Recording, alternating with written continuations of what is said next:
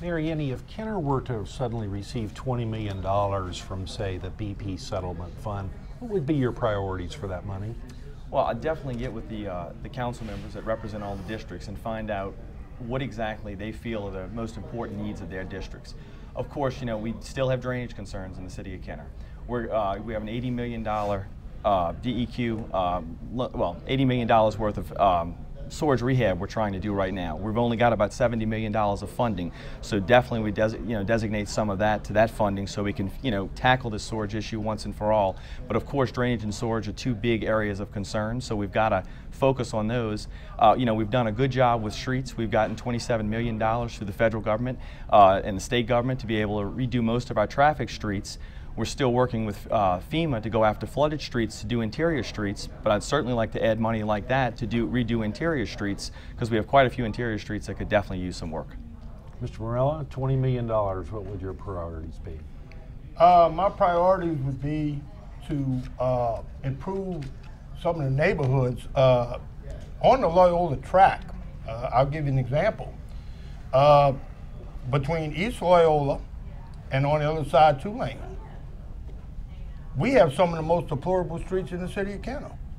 We have a curbing project that started about maybe 5 or 6 years ago for University City that's never been completed. And they had the money to complete it. So the curbing wasn't there. What happened to the money? Where did the money go?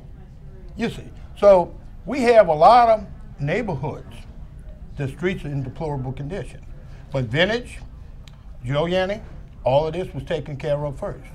Mr. Benetti, what about you? $20 million. Well, if $20 million dropped in my lap, the first thing that I would want to find out is when the Yenny administration knew it was coming. Because if they knew that $20 million or the possibility of $20 million coming into the city of Kenner was a possibility, there might not have been a need for them to take on the largest debt in Kenner's history for infrastructure projects. That being said, I would use that money for infrastructure and for increasing the debt acceleration payment, so that the 2033 plan, as Mayor Yenny has, would be paid off sooner, and we could utilize that money on an ongoing basis for needs that the city of Kenner has now. Okay. Now the flip side of that question, let's say you were elected and suddenly found out you had a $5 million deficit. What would you do to close the deficit and have a balanced budget? Well, I would immediately look at consolidating departments. I brought that up 3 years ago during the tax issue, and I think there are a lot of departments that could immediately be consolidated. The Kenner City Charter, which the mayor and I have debated many times, which was approved by voters in 2008 and took effect in 2008, calls for 8 city departments. The city of Kenner now has 15 with department heads and assistant directors. Immediately those things could be consolidated. Purchasing could go under finance, which it is supposed to under the city charter. The IT director could be eliminated. Many departments could be consolidated. Many cuts would have to be made, certainly if we were found to have a $5 million deficit, but I would start by lopping off the layers of the top-heavy government that exists in the city of Kenner and reducing the amount of political appointees immediately. Does that make any sense, Mr. Morella? Yes, but I would like to add this to Mr. Benatti's comments. As I stated earlier, we need to make sure that all the businesses in the city of Kenner are paying their fair share. We are losing massive revenues right now because of these occupational licenses not being enforced. We're losing massive revenues because of businesses that's not paying property taxes. Okay. Secondly, I believe there's still a lot of waste in this government.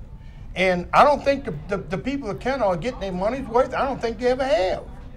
And in my administration, we're going to find out where this money is and hold people accountable if it's being wasted, not serving the best interest of people of Kenner. Mary Yenny, does it make any sense to eliminate the IT director? Well, Mr. Benetti, as usual, is a little off. The charter was approved in 1974. Those departments were established in 1974, and there's a provision in there to allow for additional departments that are approved by the council, and those departments have been approved.